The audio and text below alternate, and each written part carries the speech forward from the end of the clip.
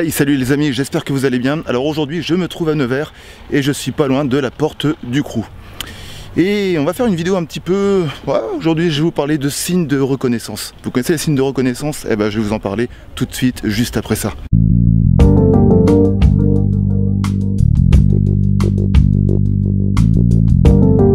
Alors les signes de reconnaissance sont tous ces signes, verbaux ou non-verbaux, qu'on vous donne et qui sont bien évidemment source d'énergie. Donc ils sont bien évidemment indispensables pour notre survie et puis pour notre bien-être, que ce soit psychologique, affectif ou même biologique.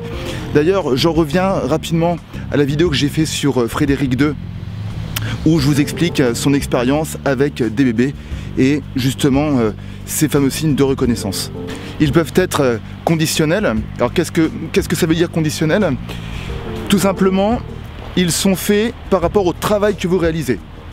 Ou alors ils peuvent être inconditionnels. Inconditionnels, ils sont faits pour vous, la personne que vous êtes. Et dans ce cas-là, en général, les signes de reconnaissance inconditionnels sont beaucoup plus forts quand on les reçoit que les signes de reconnaissance conditionnels.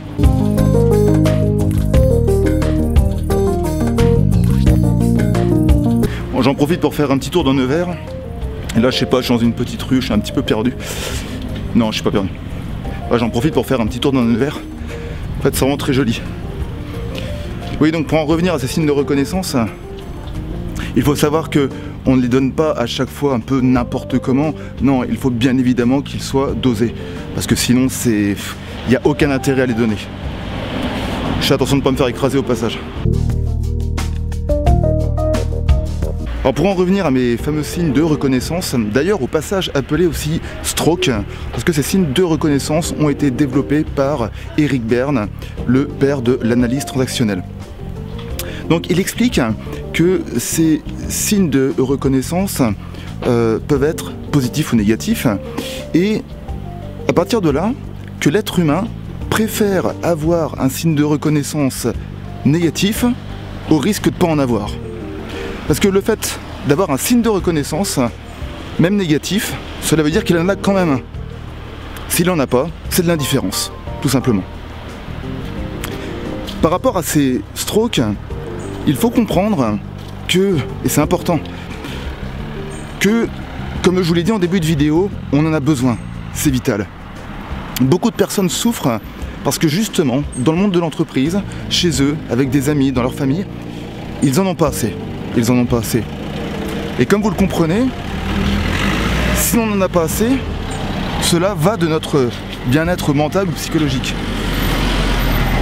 Donc, à partir de là, vous avez compris que ces fameux strokes sont gratuits, c'est inépuisable, et c'est une ressource que l'on peut tous utiliser.